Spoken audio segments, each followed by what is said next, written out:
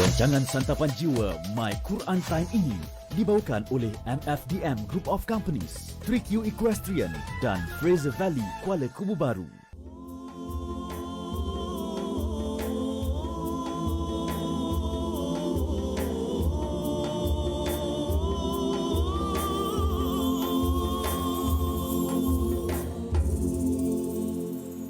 Bismillahirrahmanirrahim. Alhamdulillahi Rabbil Alamin. Ar-Rahmanir Rahim. Maliki Yawmiddin. Iyyaka na'budu wa iyyaka nasta'in. اهدنا الصراط المستقيم صراط الذين أنعمت عليهم غير المغضوب عليهم ولا الضالين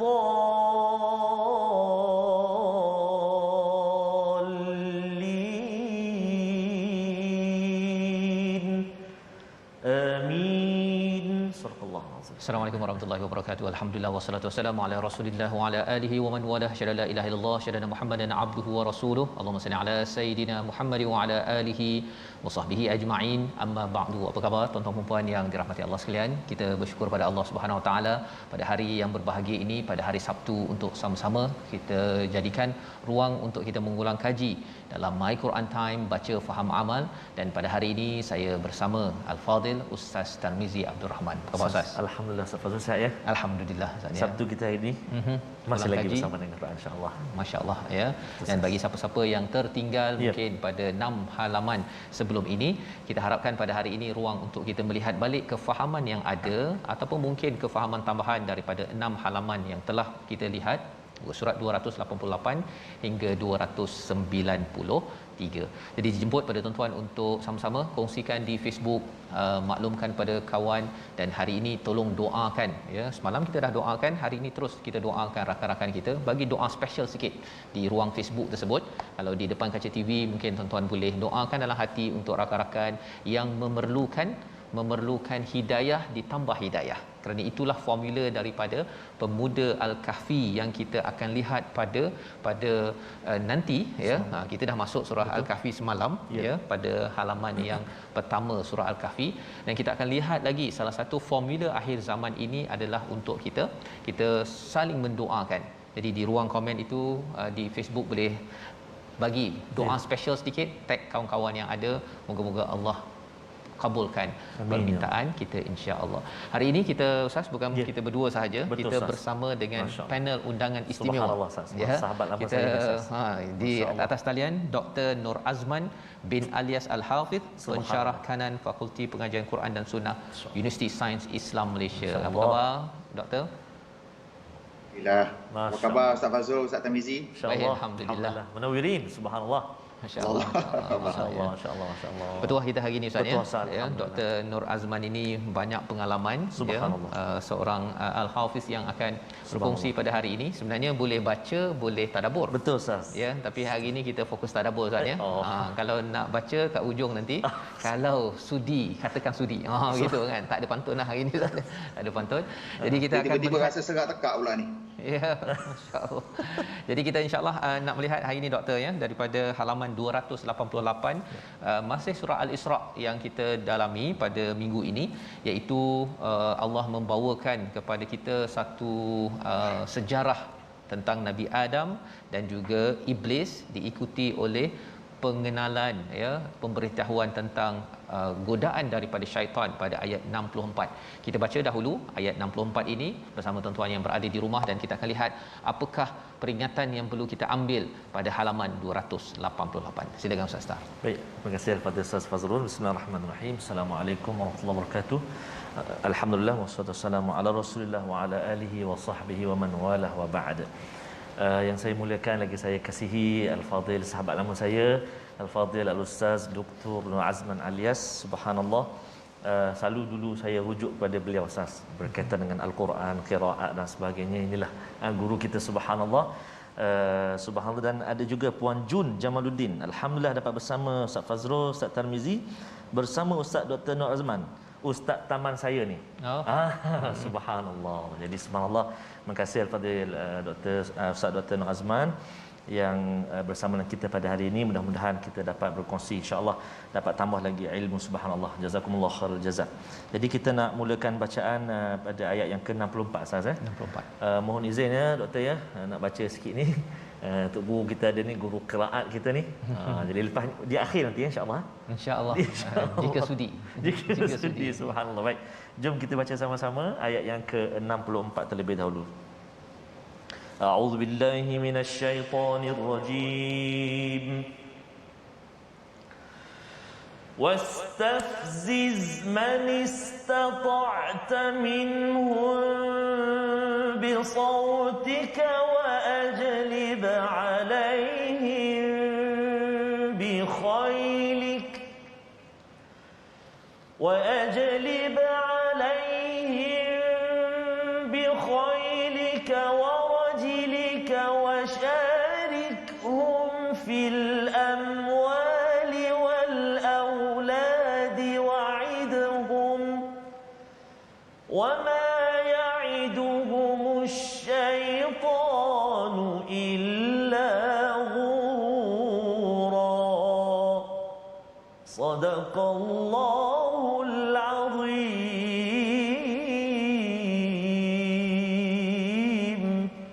Surah Al-Azim ayat 64, dan tipu dayakanlah sesiapa saja di antara mereka yang engkau iblis sanggup dengan pujuk rayumu yang berbisa. Kerahkanlah pasukanmu terhadap mereka yang berkuda dan yang berjalan kaki, dan bersekutulah dengan mereka pada harta dan anak-anak mereka, lalu berjanjilah kepada mereka, padahal syaitan itu hanya menjanjikan tipu daya semata-mata. Ini adalah ayat yang menarik Ustaz ya.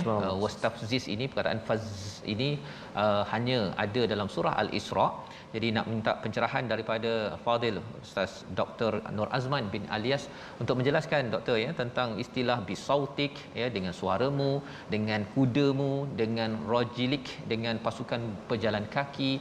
Apakah benda sebenarnya ini? Silakan doktor. Bismillahirrahmanirrahim. Assalamualaikum warahmatullahi wabarakatuh. Alhamdulillah wa kafa, salatan wa salaman ala rasulihil mustafa wa sahbihi wa man ihtada wa ba'd. Terima kasih kepada Ustaz Fazrul selaku moderator, dan juga sahabat lama saya Ustaz Tarmizi, masya-Allah, min mazamiri Daud. Allahu akbar. Dan juga kepada pihak penganjur kerana sudi menjemput saya pada tengah hari ini bersama dengan para penonton yang dirahmati oleh Allah Subhanahu Wa Taala. Baik, kembali kepada soalan yang diajukan tadi, bagaimana Allah Subhanahu Wa Taala mendatangkan fi'il yang digunakan pakai, iaitu fi'il amar. Menerusi ayat 64, firman Allah Ta'ala, wastafziz man istata'ta minhum bisautik. Kalau kita lihat dari sudut bahasa, kalau kita belajar dari sudut bahasa Arab, fi'il amar ni maksudnya wajib. Artinya adakah titah perintah Allah tentang tipu daya syaitan ini bererti wajib? Bukan semua fi'il amar dalam Al-Quran membawa erti suatu perintah yang perlu dilaksanakan. Ada fi'il amar yang membawa erti wujub.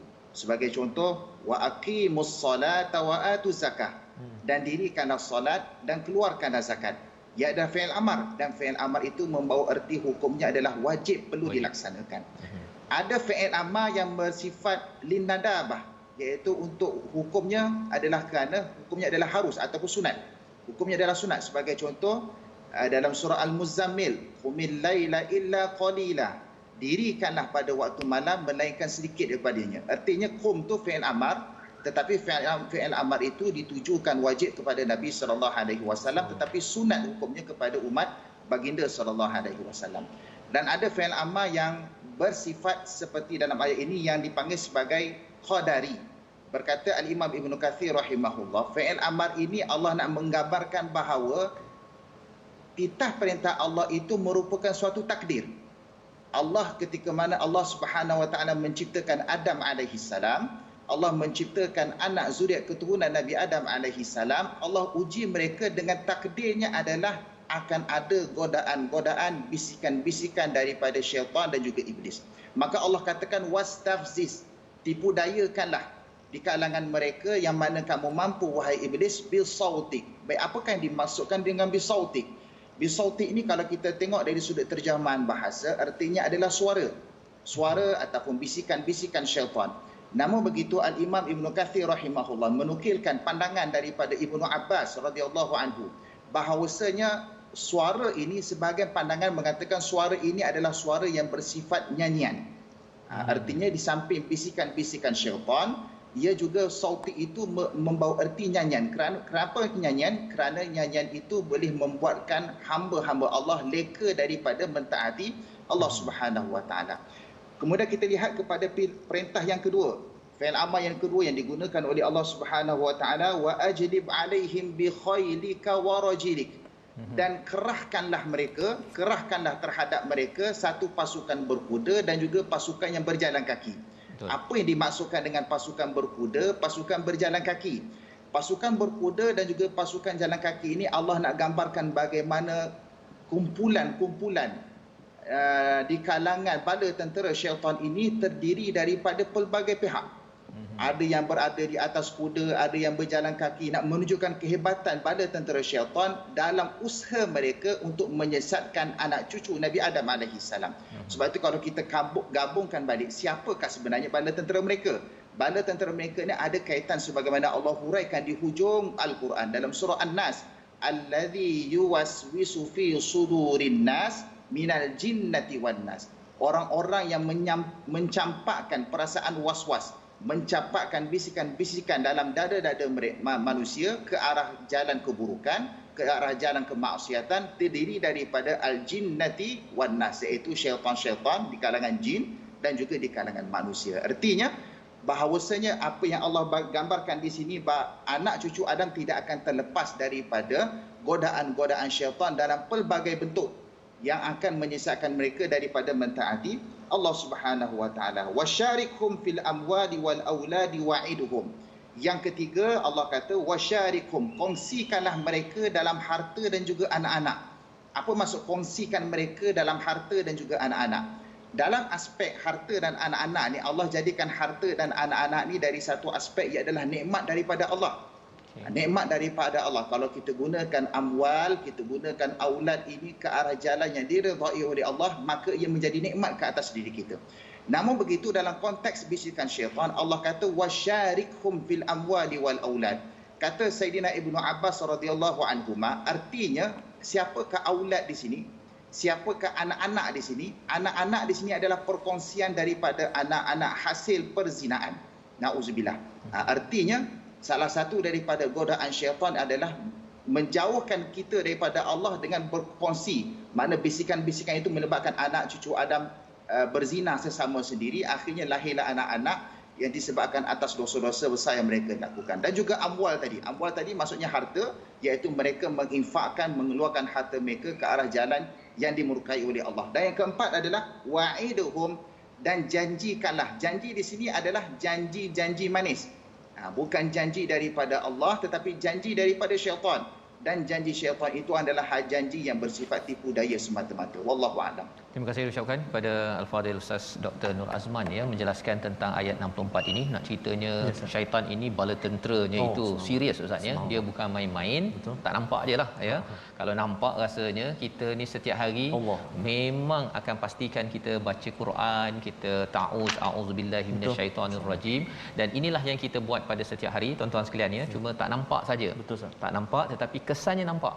Kesannya kalau kita tak baca a'udzubillahi minasyaitonirrajim, tak baca Quran, hari itu mungkin jadi orang yang mudah untuk marah, ya, mudah untuk rasa nak buat perkara-perkara yang tidak bagus. Cuma mungkin satu soalan tambahan kecil Ustaz ya.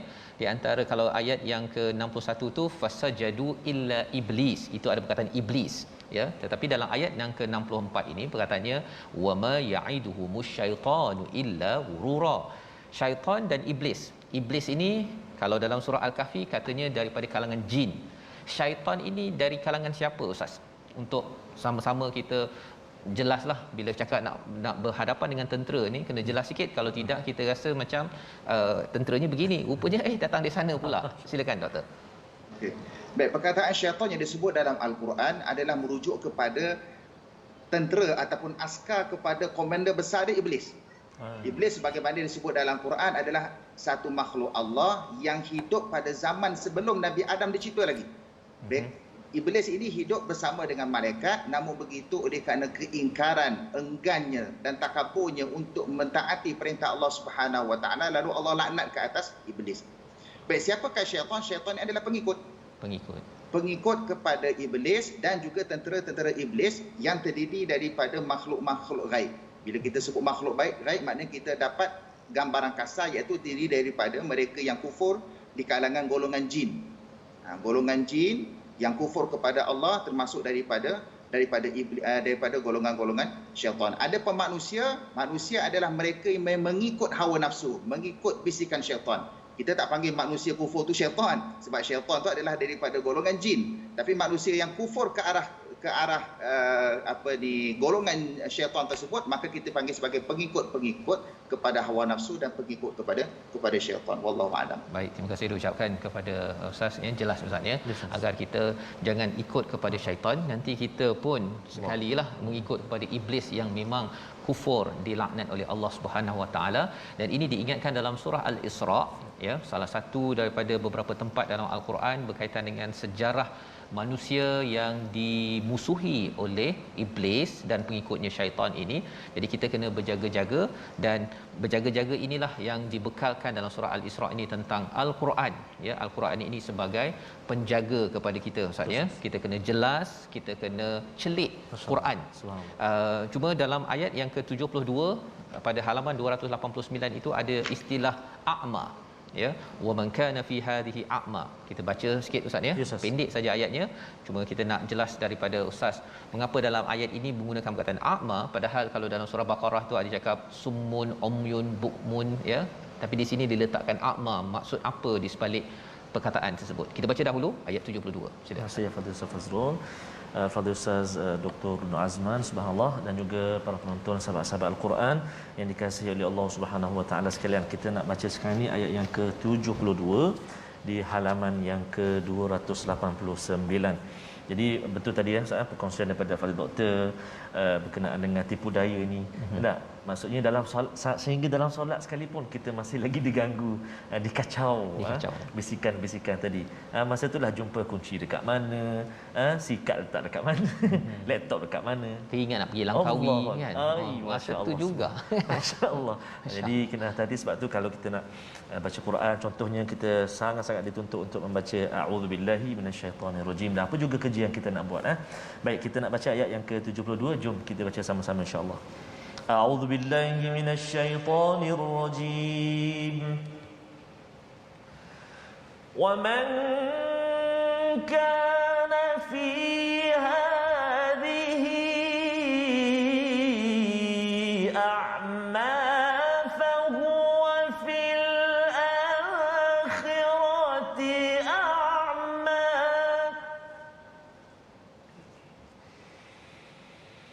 Wa man kana fi hadhihi a'ma fahuwa fil akhirati a'ma wa adallu sabila. Sadaqallahul azim. Dan sesiapa yang buta hatinya ketika di dunia ini, maka di akhirat kelak dia akan buta dan tersesat jauh daripada jalan yang benar. Inilah ayat pendek tetapi nak pencerahan daripada Dr. Azman untuk apa maksud buta di sini ya. Ada orang yang juga buta di akhirat, dan adakah bila sampai di akhirat ni, bila buta tu sebelum masuk ke syurga ke neraka ke, dan apakah perkara yang perlu kita ambil pelajaran sebenarnya dalam ayat ini? Silakan Doktor. Bismillahirrahmanirrahim. Pada firman Allah Subhanahu Wa Taala ayat yang ke-72, kalimah a'ma. Kalimah a'ma diulang sebanyak 2 kali dalam ayat ini. Satu, a'ma, wa man kana fi hadhi a'ma fahuwa fil akhirati a'ma. Kalimah a'ma ni merujuk kepada erti dalam bahasa Melayu adalah buta. Baik, apakah dimaksudkan dengan buta di sini? Buta di sini sebagaimana diterjemahkan oleh Al-Fadhil Ustaz Fazrul tadi, iaitu buta yang membawa erti buta hati. Buta hati artinya buta yang kita tak nampak kebenaran. Maka Allah datangkan a'ma yang kedua merupakan penegasan, bukan pengulangan. Dia adalah penegasan. Artinya kalau di dunia mata hati kita tidak celik. Masa kita hidup di dunia kita tak nampak kebenaran. Masa kita hidup di dunia kita menolak kebenaran yang dibawa oleh Nabi SAW. Titah perintah Allah kita tidak laksanakan. Larangan Allah kita tidak jauhkan. Bahkan kita enggan menerima sebarang peringatan yang dibawa oleh Nabi SAW menerusi Al-Quran dan juga sunnah Nabi SAW. Maka sifat menolak itu adalah satu gambaran Allah sebagai buta. Buta ini Allah nyatakan dalam suratul Hajj juzuk yang ke-17, fa innaha la ta'mal absar walakin ta'mal qulubul lati fis sudur. Maka sesungguhnya ianya tidaklah buta dari sudut pandangan. Mata celik nampak. Namun begitu yang butanya adalah buta dalam mata hati. Maka Allah repeat, Allah ulang sekali lagi a'ma di sini, Allah untuk menegaskan. Bukan nak menjelaskan lagi, tapi nak menegaskan bahawasanya kalau di dunia dia buta, fahuwa fil akhirati a'ma. A'ma yang keduanya adalah menggunakan pakai isim tafdil, iaitu akan jadi lebih buta. Masya Allah, makna kalau lebih buta, na'udzubillah, maka pada hari akhirat nanti kita tidak akan nampak sebarang bentuk kebenaran. Apa sahaja yang Allah akan lakukan kepada kita pada hari akhirat, kalau kita tergolong di kalangan mereka yang buta, na'udzubillah, kemungkinan kita tidak akan mendapat petunjuk Allah Subhanahu Wa Taala pada hari akhirat. Sedangkan hidup kita di dunia ini dalam tempoh yang singkat, sedangkan pada hari akhirat nanti bermula saat dalam alam kuburnya perjalanan kita, sehinggalah kita dibangkitkan oleh Allah pada hari akhirat ke semua perjalanan, sehingga kita akan diperhitungkan Allah di atas jalan titian sirat. Kesemuanya dalam keadaan buta dalam keadaan menerima kebenaran daripada Allah Subhanahu Wa Taala. Sebab itu kita kena sentiasa berdoa kepada Allah. Bila Allah menyebutkan lafaz-lafaz seumpama yang disebutkan tadi, summun bukmun umyun, semua lafaz-lafaz fizikal ini bukan merujuk kepada penyakit fizikal, tetapi merujuk kepada penyakit rohani dan juga merujuk kepada penyakit jiwa kerana menolak kebenaran yang dibawa oleh Nabi SAW. Wallahu a'lam. Terima kasih ucapkan Dr. Azman ya.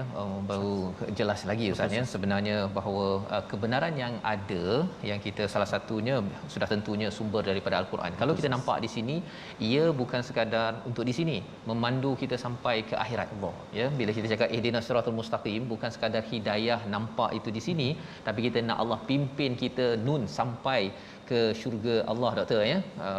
Bukan sekadar di sini sahaja Allah pimpin sampai di akhirat nanti. Tapi kalau buta di sini, tak nampak kebenaran, maka lebih lagi ya, bila tak nampak tu kira masuk jelah mana tempat yang bom sana bom sini, yang kita minta Allah jauhkan kepada diri kita, kepada ahli keluarga kita. Dengan apa? Salah satunya kita tidak mahu sesat ini dengan mencari hidayah daripada kitab Allah Subhanahu Wa Taala. Jadi alhamdulillah kita mengulang kaji 2 halaman. Kita berehat sebentar, kembali dalam My Quran Time, baca faham amal insya-Allah.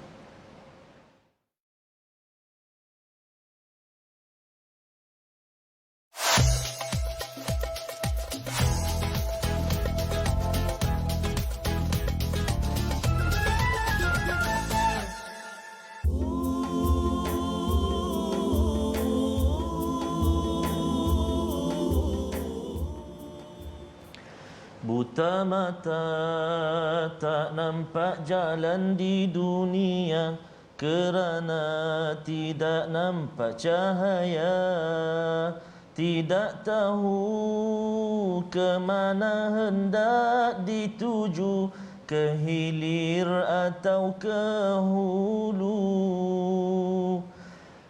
Dapatkan yang original Wazro macam biasa. Antara nasyid yang disampaikan oleh abang-abang kumpulan Nada Murni satu ketika dahulu, Buta Mata.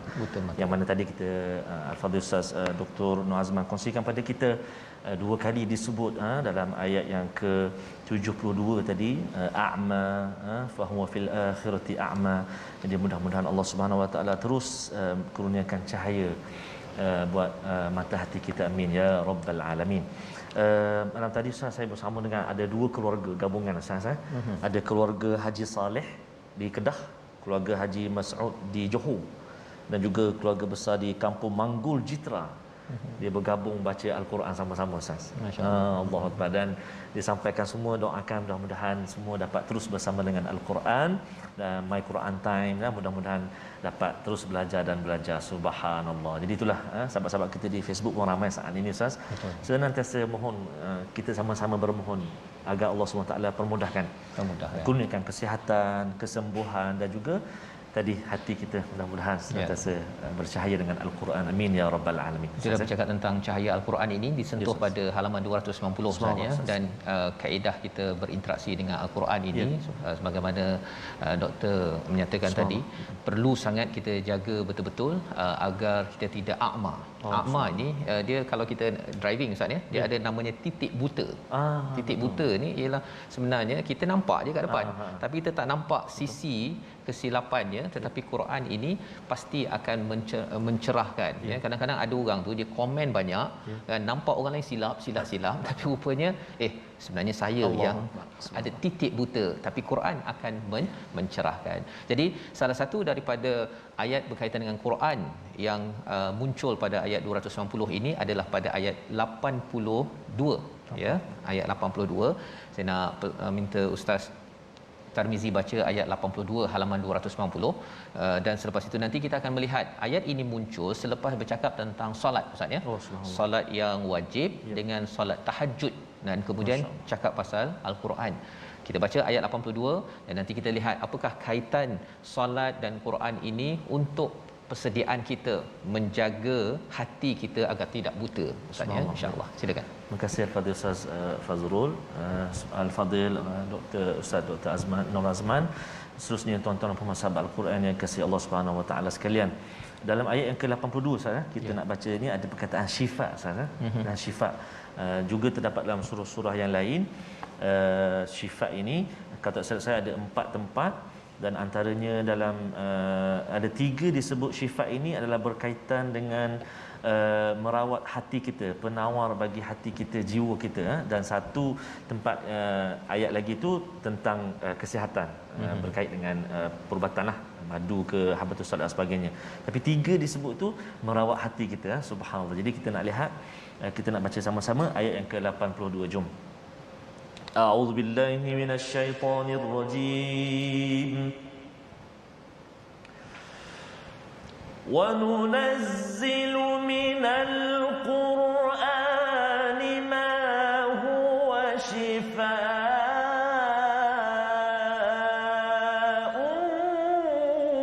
wa rahmatun lil mu'minin.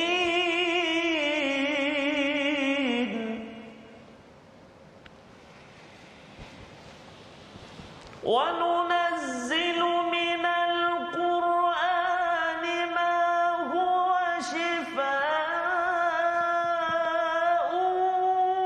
wa rahmatun lil mu'minina wa la yazidu adh-dhalimin. Wa rahmatun lil mu'minina wa la yazidu adh-dhalimina illa khasara.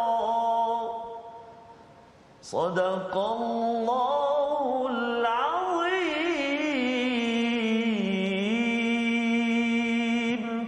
Surah Al-Allahul Azim ayat 82, dan kami turunkan daripada Al-Quran sesuatu yang menjadi penawar dan rahmat bagi orang yang beriman, sedangkan bagi orang yang zalim Al-Quran itu hanya akan menambah kerugian. Ini adalah ayat yang muncul selepas berbicara tentang solat dan juga solat tahajud pada ayat yang ke-77 dan 78 yang seterusnya. Mungkin boleh Ustaz Dr. Nur Azman mencerahkan solat dan Quran dalam satu muka surat ini, dan lebih daripada itu, wala yaziduz zalimina illa khasara. Apa ciri zalim di dalam ayat ini menyebabkan orang itu dia mungkin dengar My Quran Time pun kadang-kadang, tetapi rupanya dia mendapat kerugian. Harapnya bukan kita. Panduan daripada Dr. Nur Azman, silakan. Bismillahirrahmanirrahim. Para penonton dirahmati oleh Allah Subhanahu Wa Taala. Sebenarnya ayat 82 ini Allah menceritakan tentang Al-Quran ini merupakan kesinambungan daripada kisah A'ma tadi. Selepas Allah ceritakan tentang akma, buta hati, kemudian Allah bagi tahu cara untuk merawat buta hati, cara untuk kita mencelikkan mata hati kita adalah dengan kita mendirikan solat. Kemudian Allah rangkumkan selepas daripada solat itu, Allah sebut wa nunazzilu minal qur'ani ma huwa shifaa'un wa rahmatun lil mu'minin. Al-Imam As-Suyuti rahimahullah dalam kitab Al-Itqan menggambarkan bahawa Al-Quran ini memiliki beberapa nama dan juga sifat. Al-Quran dikenali sebagai Az-Zikr, Al-Quran dikenali sebagai Al-Kitab, dan juga pada masa yang sama Al-Quran juga memiliki sifat-sifat yang pelbagai. Antaranya dia sifat hudan lil muttaqin. Antara sifatnya adalah wabayinatim minal huda wal furqan. Dan antara uniknya Al-Quran, hebatnya Al-Quran itu Allah gambarkan dalam ayat ini dengan nama ataupun sifat yang lain, iaitu syifaa'un wa rahmatun lil mu'minin. Ia adalah syifa, penyembuhan dan juga rahmat bagi orang-orang yang beriman. Kenapa Allah menggunakan nama syifa di sini? Kenapa Allah guna perkataan rahmat di sini? Allah tidak menggunakan pakai sifat-sifat yang lain seperti bayinat. Allah tak menggunakan perkataan hudan di sini. Tapi Allah menggunakan perkataan syifa. Syifa ini dari sudut terjemahan bahasa Melayu ialah membawa erti sebagai penawar. Kerana penawar ubat kepada akma tadi, selain daripada solat, ubat kepada akma tadi, penawarnya adalah Al-Quran. Artinya bila kita sentiasa membaca Al-Quran, dekatkan diri kita dengan Al-Quran, kita hidupkan Al-Quran ana al-laili wa ana an-nahar, sepanjang hari, siang hari, di waktu malam hari bersama dengan Al-Quran. Ia merupakan syifa kepada penyakit. Penyakit apa yang disebut dalam Al-Quran? Iaitu penyakit hati, seperti keraguan, sifat munafik, syirik kepada Allah, sesat dan tidak istiqamah dalam beribadah kepada Allah. Kesemua penyakit-penyakit hati ini merujuk kepada syifa yang disebut dalam ayat 82. Adapun sebagaimana yang disebut oleh Al-Fadhil Ustaz Tarmizi tadi, betul lah, memang dalam Al-Quran Allah sebut sebanyak 4 kali perkataan syifa. Di mana satu syifa dalam surah An-Nahl. Surah Lebah ni, syifa itu adalah menunjuk kepada syifa fizikal. Syifa fizikal bagaimana ada khasiat daripada kita mengambil madu lebah tersebut. Namun begitu, 3 tempat lagi Allah menggambarkan bagaimana besarnya peranan Al-Quran itu bukan hanya sekadar dibaca sahaja, bahkan dia adalah penawar kepada penyakit hati sebagaimana yang diterangkan tadi. Maka Allah kata dengan sifat yang kedua, iaitu rahmah. Apakah yang dimaksud dengan rahmah di sini? Rahmah ini merupakan satu anugerah daripada Allah Subhanahu Wa Taala yang Allah tumbuhkan keimanan, hikmah dalam diri orang beriman. Bila kita beramal soleh, bila kita baca Al-Quran, Allah tambahkan lagi dalam diri kita, kita rasa seronok untuk beribadah. Kita rasa seronok untuk melakukan amal kebaikan. Maka bila orang baca Al-Quran, maka dia akan mendapat syifa, dia akan mendapat rahmat dan semakin dekat kepada Allah. Wala yazidu zalimina illa khasara. Dan tidaklah bertambah kepada orang zalim melainkan semakin jauh dalam keadaan rugi. Apakah dimaksud zalim di sini? Zalim di sini adalah sebagaimana dinukil oleh Al-Imam Ibn Kathir rahimahullah dalam kitab tafsir beliau. Zalim di sini adalah orang yang zalim terhadap diri sendiri. Bukan zalim bererti mendera, bukan zalim bererti mengambil hak orang ataupun menganiaya hak orang dan sebagainya. Zalim di sini kerana bererti Allah menggambarkan Allah menjadikan anak cucu Nabi Adam dalam keadaan fitrah. Allah menjadikan anak cucu Nabi Adam berada di atas kebenaran. Tetapi siapa yang memesongkan mereka ke arah jalan yang dimurkai oleh Allah, iaitu iblis dan juga syaitan, dan juga kehendak mereka sendiri. Maka bila kita kata kehendak mereka sendiri, sebenarnya mereka memilih jalan untuk menzalimi diri mereka sendiri. Sebab itu Allah kata wala yazidu zalimin, tidak bertambah orang zalim. Bila tidak bertambah orang zalim, lagi banyak kita baca Al-Quran, lagi rugi mereka, semakin jauh mereka daripada Allah Subhanahu Wa Taala. Berarti bukan Al-Quran yang mempunyai penyakit. Al-Quran tidak sakit. Al-Quran tidak mempunyai penyakit. Bahkan orang manusia yang zalim ke atas diri mereka sendiri, itulah yang berpenyakit dan semakin jauh daripada Al-Quran. Wallahu a'lam. Baik, terima kasih diucapkan. Mungkin perlukan penjelasan tadi doktor ya. Maksudnya kalau orang yang zalim itu menzalimi diri sendiri, dia memilih ikut kepada kehendak dia berbanding kehendak Allah. Macam tu ya dia punya maksud dia? Maksudnya dia tidak mempercayai dengan Al-Quran. Lagi dibaca, lagi tidak beriman, lagi menentang, sebenarnya dia yang memilih jalan untuk menzalimi dirinya sendiri. Okey. Jadi dia lebih kurang macam kalau doktor dah bagi ubat, dia pergi pilih ubat lain ya. Dia ikut dia mana dia nak makan, tak nak makan, jalan saja ya. Okey. Lebih kurang itu doktor begitu? Ya, saya. Ya baik, masya-Allah. Itu Apa, dia kata kalau nak mati, mati juga, dia kata. Allah, ya Allah. Okey. Jadi itu perkara yang kita nak faham Ustaz ya. Ketika berhadapan dengan Al-Quran ini, kita merendah diri, kita tahu bahawa kita ni tak ada ilmu. Allah yang Maha mengetahui, memberikan dia punya istilahnya prescription ya kan. Dia bagi ubat apa yang kena ambil, sila ambil ya, dan insya-Allah ia menjadi syifaul lima fi sudur dalam ayat di tempat lain. Dekat sini Allah nyatakan menjadi syifa ya kepada orang-orang yang beriman. Baik. Jadi kita bergerak kepada halaman 291 292. Di sini kita melihat kepada penerangan lanjut tentang Al-Quran. Pada ayat 88 itu dinyatakan jika dikumpulkan jin manusia nak didatangkan Al-Quran tidak mampu ya, tidak mampu, dan Allah pelbagaikan Al-Quran ini pada ayat 89. Walaqad sarrafna linnas. Ustaz, kita baca ayat 89 untuk kita lebih mengenali ya Quran ini sendiri apa. Yang kita baca sekarang ini, Quran menerangkan Quran ya. Quran memperkenalkan Quran agar kita tak jadi ayat 89 itu, kalau tadi khasara, di sini kufura. Ayat 89 bersama Ustaz Tarmizi. Terima kasih kepada Ustaz Fazrul, yang bahagia Fadil Ustaz Dr. Nur Azman. Khususnya tuan-tuan dan puan-puan ibu ayah, para penonton yang dikasihi dan rahmati Allah Subhanahu Wa Taala sekalian, kita ingin melihat ayat yang seterusnya dalam sesi ulang kaji kita ini. Kita baca sama-sama, jom ayat yang ke-89 insya-Allah. A'udzu billahi minasy syaithanir rajim.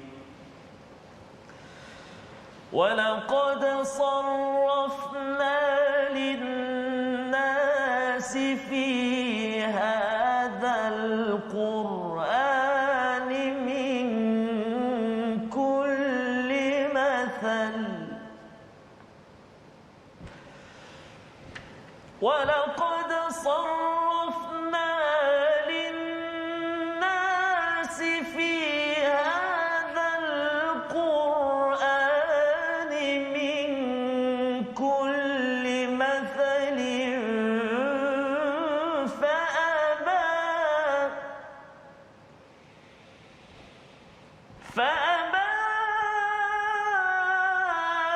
أَكْثَرُ النَّاسِ إِلَّا كُفُورًا. صدق الله العظيم. Dan sesungguhnya kami telah menjelaskan berulang-ulang kali kepada manusia dalam Al-Quran ini dengan pelbagai perumpamaan, tetapi kebanyakan manusia tidak menyukainya, bahkan mengingkarinya. Ini adalah terjemahan daripada Quran Ar-Riyad ya pada ayat 89. Memerlukan pencerahan daripada doktor tentang Allah pelbagaikan. Sarrafna ni maksudnya apa ya, dan lebih daripada itu istilah aba itu. Aba ni kita pernah jumpa sebenarnya ya, iblis pernah aba ya. Tapi bagaimana seseorang itu bersama Al-Quran masih lagi dia menjadi aba, menjadi kufura, yang kita harap kita pun dijauhkan sebagai peringatan hari ini. Silakan doktor. Bismillahirrahmanirrahim. Para penonton yang dirahmati oleh Allah Subhanahu Wa Taala, kita lihat pada ayat 89 Allah menyatakan walaqad sarrafna, dan sesungguhnya kami telah menjelaskan. Menjelaskan di sini berarti Allah menggambarkan dalam Al-Quran pelbagai bentuk perumpamaan supaya manusia itu berfikir, supaya manusia itu muhasabah dan meneliti yang manakah yang hak, yang manakah yang batil, yang manakah perkara yang benar, yang mana perkara yang salah, yang manakah jalan yang diridai oleh Allah dan manakah jalan yang dimurkai oleh Allah Subhanahu Wa Taala.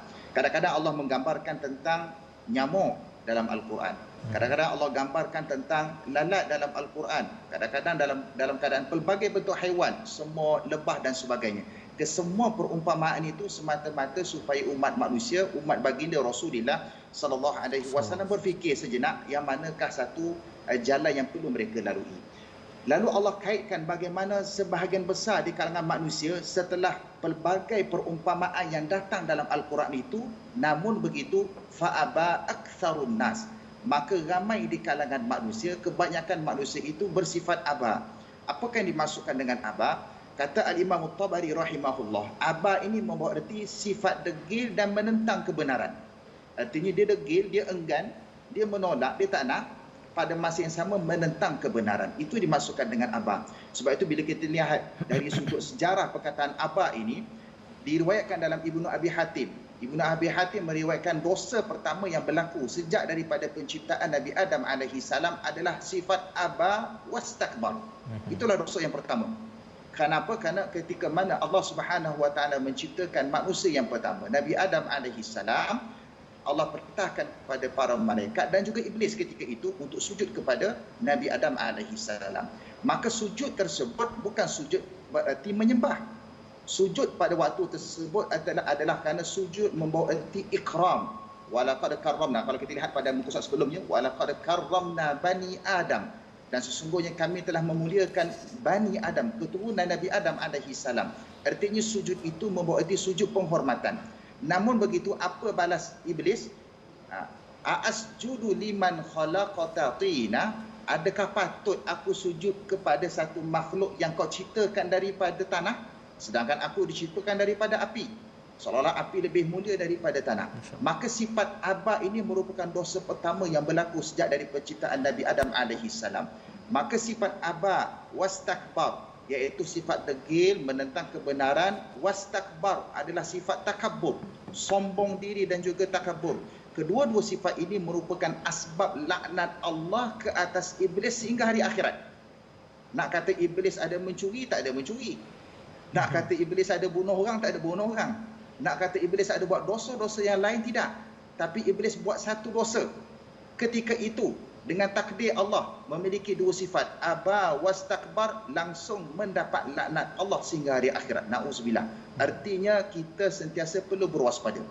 Ambil pengajaran sebagaimana yang disebut dalam Al-Quran dengan pelbagai bentuk perumpamaan.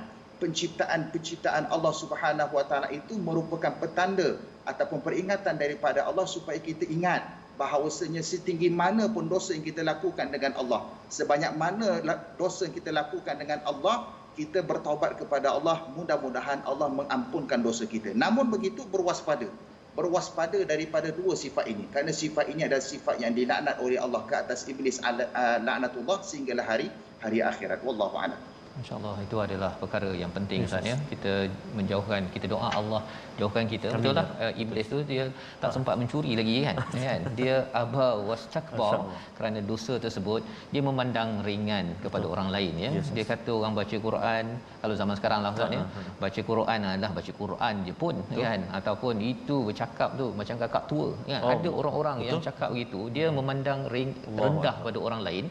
Ini kita doakan jangan sampai kita mengeluarkan penyataan-penyataan kita yang dinyatakan oleh Dr. Nur Azman sebentar tadi, aba wastakbar, ya, rasa enggan, ya, nak tunjuk diri lebih hebat, tetapi sebenarnya kita adalah hamba di sisi Allah Subhanahu Wa Taala. Kita berdoa pada Allah Subhanahu Wa Taala, Allah jadikan hati kita ini sentiasa khuduk, sentiasa merendah diri. Makin baca Quran makin kurang sombong, Ustaz, ya.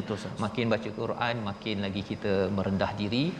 Mohon sama-sama kita berdoa. Kali ini kita jemput Dr. Nur Azman, ya Ustaz, jemput untuk memimpin doa bersama dengan penonton di kaca TV yang berada di depan Facebook semualah, untuk kita sama-sama doa agar dijauhkan daripada aba wastakbar sebentar tadi. Silakan Doktor. Bismillahirrahmanirrahim. Alhamdulillahirabbil alamin, wassalatu wassalamu ala sayyidil anbiya'i wal mursalin wa ala alihi wa sahbihi ajma'in. Allahumma inna nas'aluka ridhaka wal jannah wa na'udzubika min sakhatika wan nar. Allahumma ahsin aqibatana fil umuri kulliha wa ajirna min khizyid dunya wa adzabil akhirah. Allahumma inna na'udzubika minal hammi wal hazan wa na'udzubika minal ajzi wal kasal wa na'udzubika minal jubni wal bukhl wa na'udzubika min ghalabati ad-daini wa qahri rijal. Allahumma arhamna bil Qur'an waj'alhu lana imaman wa nuran wa hudan wa rahmah. Allahumma dhakkirna minal Qur'ani ma nussina wa 'allimna minhu ma jahilna وارزقنا تلاوته آناء الليل وأطراف النهار على الوجه الذي يرضيك عنا واجعله لنا حجة يا رب العالمين. اللهم اجعل جمعنا هذا جمعا مرحوما وتفرقنا من بعده تفرقا معصوما ولا تجعل اللهم فينا ولا من يتبعنا شقيا ولا مطرودا ولا محروما. اللهم إنا نعوذ بك من البرص والجنون والجذام ومن سيء الأسقم. ربنا آتنا في الدنيا حسنة وفي الآخرة حسنة وقنا عذاب النار. وصلى الله على نبينا محمد وعلى آله وصحبه وبارك وسلم والحمد لله رب العالمين. Amin. Taqabbalallah. Amin ya rabbal alamin. Moga-moga Allah mengabulkan doa kita menjadi orang-orang yang sentiasa bersama dengan Al-Quran. Terima kasih diucapkan pada Dr. Nur Azman bin Alias Al-Hafiz, pensyarah kanan Fakulti Pengajian Quran dan Sunnah Universiti Sains Islam Malaysia. Kita harap dapat bertemu lagi dengan doktor insya-Allah. Terima kasih doktor. Kita bertemu lagi insya-Allah pada hari esok untuk kita meneruskan My Quran Time pada surah Al-Kahfi, panduan akhir zaman, dan ulangan pada malam ini. Tuan-tuan jangan lupa dijemput tuan-tuan untuk terus menyumbang dalam tabung gerakan Al-Quran untuk kita memastikan bahawa masyarakat kita diisi dengan Al-Quran, makin merendah diri, makin merujuk kepada guru yang betul, bukan guru yang membawa seleweng entah ke mana. Insya-Allah. My Quran Time, baca, faham, amal insya-Allah.